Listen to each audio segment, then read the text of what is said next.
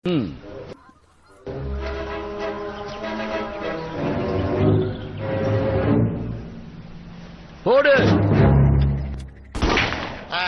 இது என்னடா ப்ரோகிராம்? கோலி குண்டு டேபிள்ல போட்டு அடிச்சுக்கிறாங்க.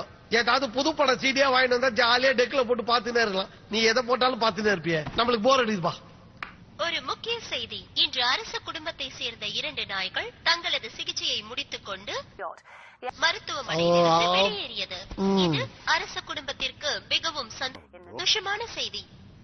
போறதா இந்த மாதிரி ராஜ குடும்பத்துல போய் பிறக்கணும். என் தலையை எடுத்து இவங்கிட்ட போய் மாடிக்கிட்டு குப்பை கொட்டிக்கிட்டு இருக்கிறேன். House keeping.